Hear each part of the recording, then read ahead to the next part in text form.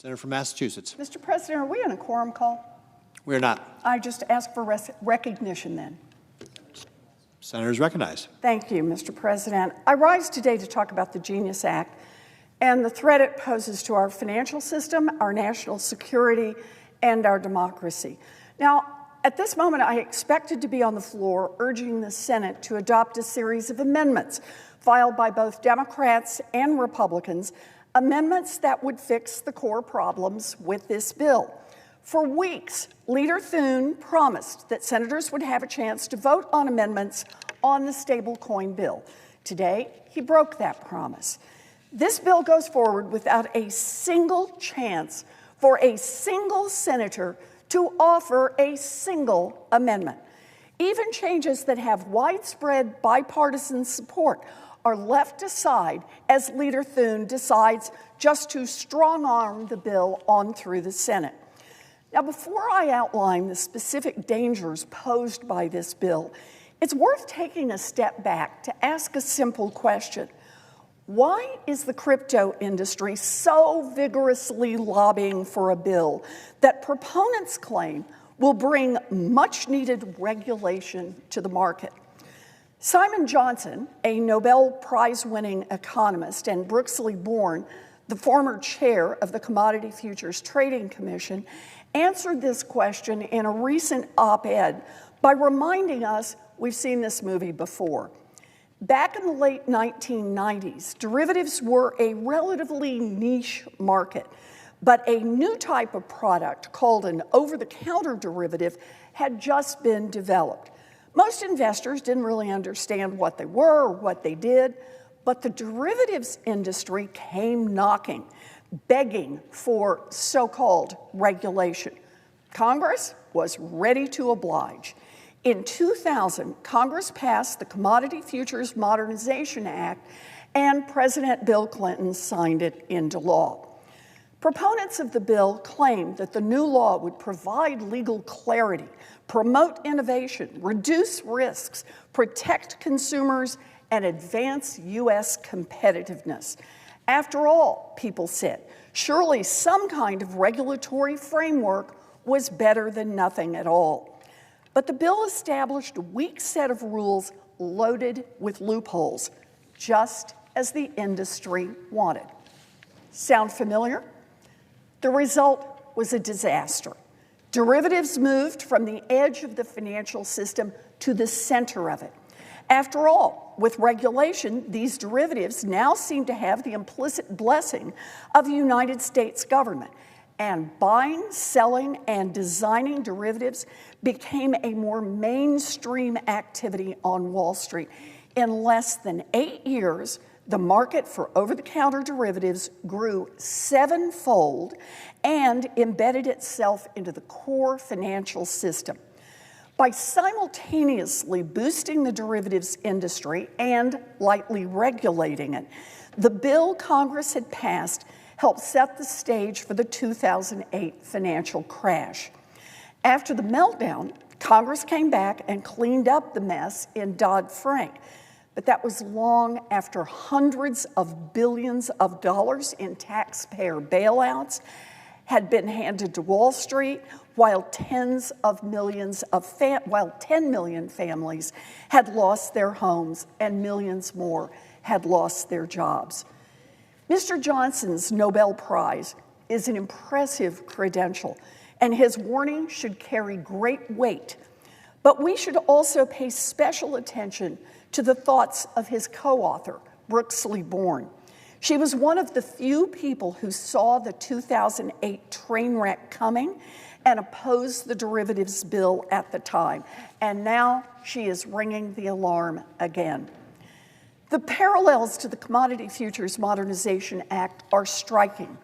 Industry is the driving force behind the Genius Act.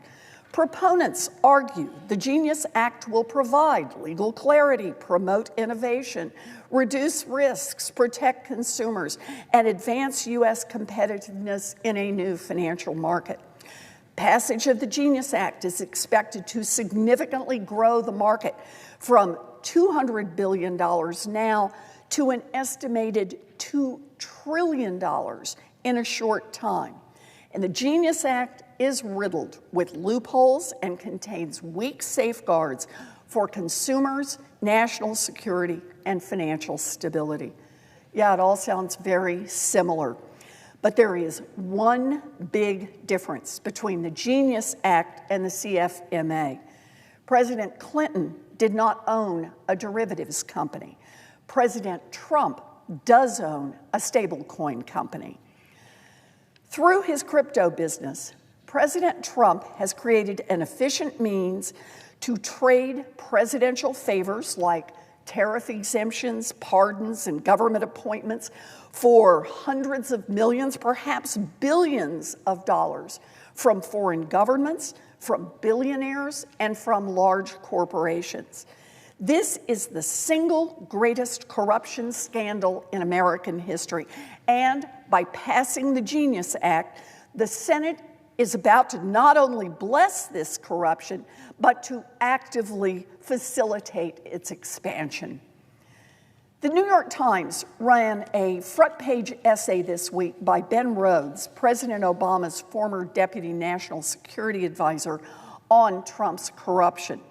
Rhodes interviewed Sander Lederer, who heads a Hungarian anti-corruption organization and has witnessed the disintegration of Hungary's democracy under Viktor Orban.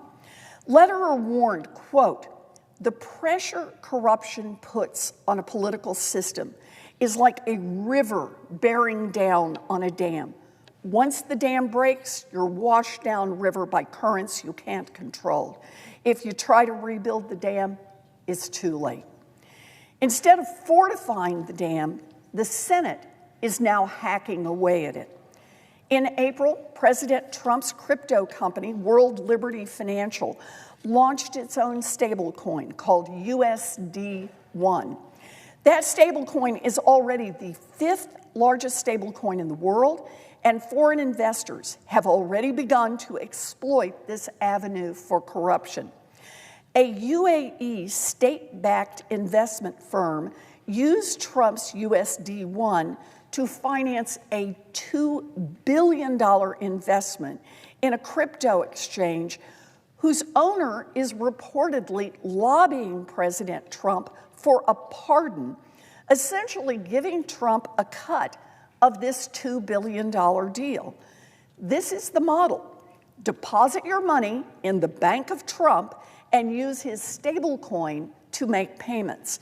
He earns money by investing those deposits in other assets like a bank, and also earns money on every transaction that occurs whenever the stablecoin is used as a means of payment. Even more publicized than his stablecoin, Trump launched a meme coin, another type of crypto asset. The coin was issued shortly before Trump's inauguration, and it initially soared in value. When people lost interest and the value of the coin began to sag, Trump launched a new scheme to make money. A few weeks ago, he hosted a dinner for the top holders of his meme coin, which again juiced the price and increased trading volume. The meme coin has netted more than $320 million in transactions fees alone and has inflated Trump's net worth on paper by billions of dollars. And the favors for people who bought millions of dollars of Trump's coins have just begun. For example, one of those top holders at the dinner was crypto executive Justin's son, who recently had his SEC lawsuit quietly dropped. Another was an investor with close ties to the Chinese Communist Party. There is nothing in the Genius Act to stop this corruption. In fact, the Senate bill would accelerate the corruption. The bill would expand the reach of USD1 and grow its size.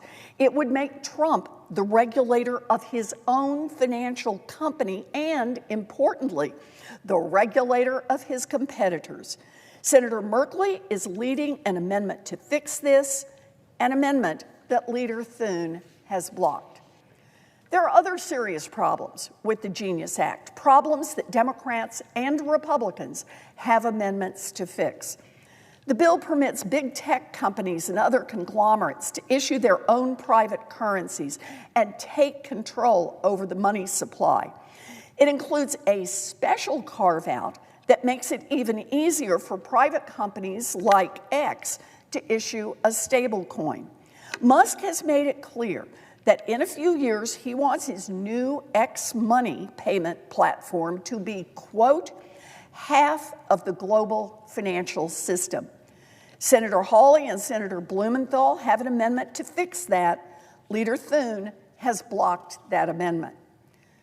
Community banks have warned us that by creating a parallel, lightly regulated banking system, the stablecoin market will drain deposits from our local communities. There will be less funding available for small businesses and households all across our country. Senator Hickenlooper has an amendment to fix that. Leader Thune has blocked that amendment. The bill would also mean easier access to money for terrorists and cartels. Even today, the crypto industry's own analysts are calling stablecoins, quote, the new kingpin of illicit crypto activity. According to Chainalysis, a blockchain analytics firm, stablecoins account for more than 60% of all illicit crypto transactions. Unfortunately, the Genius Act massively expands the marketplace for stablecoins while failing to address the basic national security risks posed by them. It also includes glaring loopholes that would allow Tether, a notorious foreign stablecoin issuer now based in El Salvador, would allow Tether access to U.S. markets. Just this week, prosecutors charged a Russian national in New York for using Tether to help Russians evade U.S. sanctions. Senators Schumer, Reid, Shaheen, and Blunt-Rochester have amendments to fix those problems. Leader Thune has blocked those amendments. The bill also increases the likelihood that consumers will get ripped off and scammed in financial transactions involving stablecoins. It jeopardizes the CFPB oversight and the suite of consumer protections that people enjoy when they're using their Venmo app or an ordinary bank account. If you get cheated using a stablecoin, you may just be out of luck. The vast majority of stablecoin issuers won't even be required to undergo financial audits to make sure that they aren't committing fraud. Senators Durbin and Warnock have an amendment to fix this. Senator Thune has blocked that amendment. And finally, the Genius Act lacks the basic safeguards necessary to ensure that stablecoins don't blow up our entire financial system. The bill permits stablecoin issuers to invest in risky assets and allows them to engage in risky non-stablecoin activities like private credit or derivatives trading.